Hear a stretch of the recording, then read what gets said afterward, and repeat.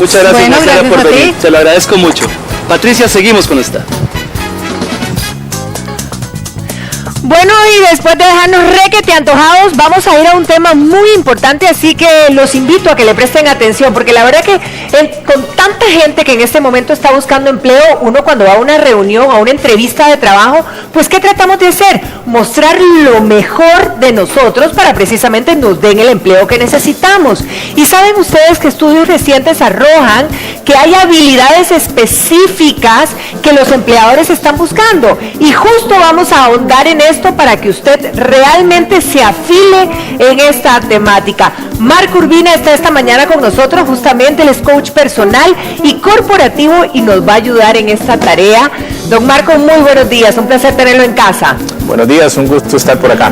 Bien, don Marco, cuéntenos un poquito, porque después de estos estudios, pues todo apunta que a quienes seleccionan el personal tienen habilidades específicas o un prototipo de empleado que quieren contratar, ¿verdad? Sí, de hecho, especialmente las empresas grandes empleadoras del país tienen muy claros los perfiles de lo que están buscando y están concentrados fundamentalmente en competencias conocidas como las técnicas que domina la persona, experiencia y habilidades blandas.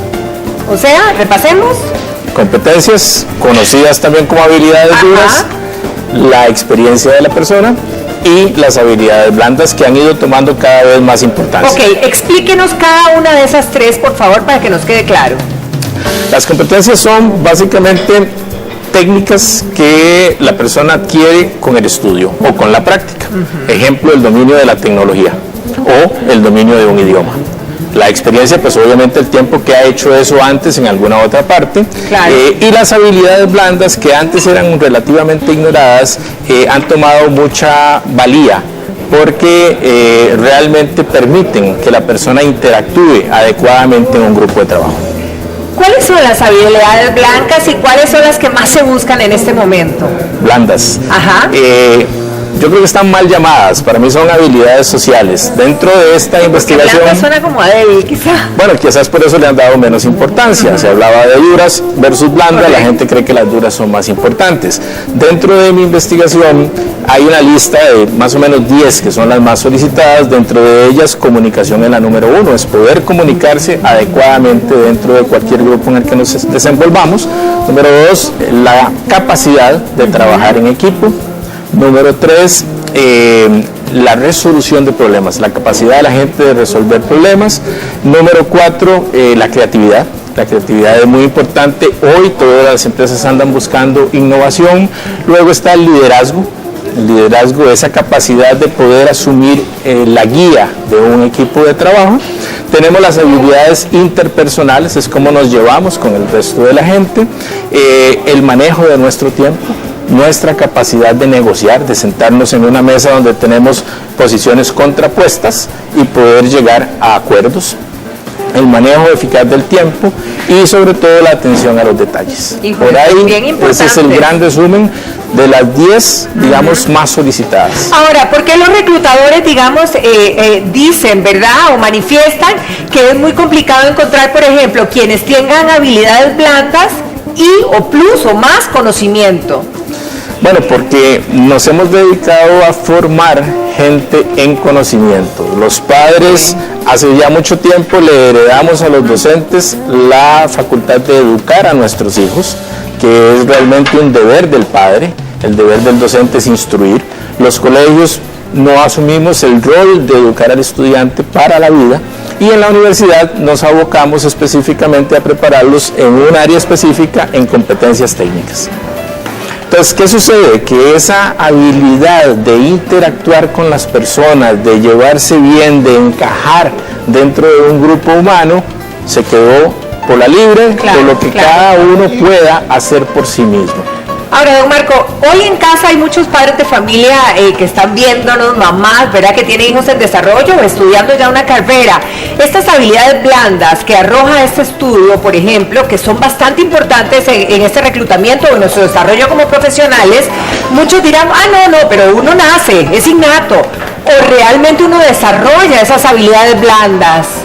Sí se nace con algunas de ellas. De hecho, hay una investigación de la Universidad de Stanford que prácticamente dice que el universo está partido en dos grupos, los extrovertidos y los introvertidos. Normalmente el extrovertido tiene una gran facilidad para decir yo me apunto, yo contesto, probablemente levantan la mano sin tener siquiera la respuesta, con una gran facilidad. El introvertido está aquí, más quieto, más cauto, le cuesta más esa interacción. Entonces, es cierto que hay gente que nace con esa habilidad más desarrollada, le resulta natural, pero también es cierto que se pueden aprender. Aquí la práctica hace al maestro. ¿De qué depende? Depende del autoconocimiento. Nosotros tenemos que aprender a estudiarnos a nosotros mismos para entender cuáles son nuestras fortalezas en estas áreas y cuáles son nuestras debilidades y trabajar alrededor de esas debilidades para poder ir siendo cada vez más competitivos. Ahora, ¿en qué oficios o en qué profesiones, digamos, se necesita el desarrollo de más habilidades blandas o verdaderamente tendrían que estar implícitas en todas las profesiones? En todas. En todas. O sea, hay que trabajar en desarrollarlo. Si yo soy mecánico, ocupo saber de herramientas, ocupo saber de motores. Si soy desarrollador de software, ocupo de saber de tecnología.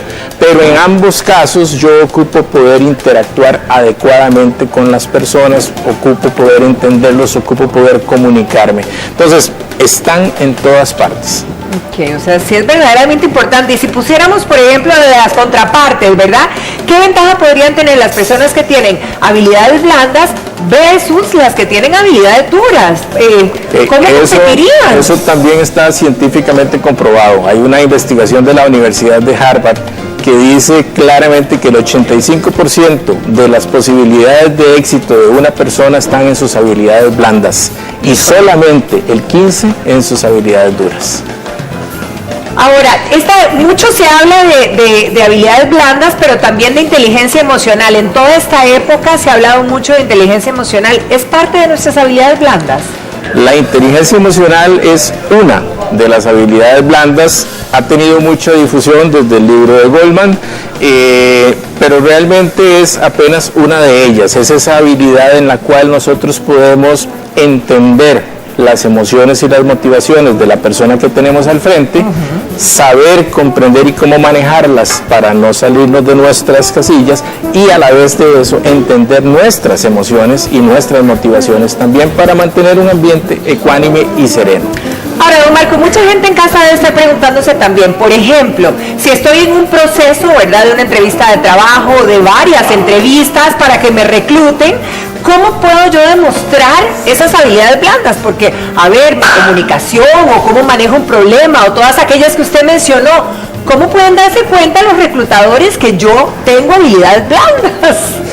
Para el reclutador es muy sencillo, es que basta con sentarse con la persona desde el momento en que lo tienen al frente, él hace una lectura de su postura corporal, de su presentación, de sus gestos y de cómo se desenvuelve, de cómo se comunica, con qué facilidad transmite el mensaje que quiere y qué tan preparado está para ello.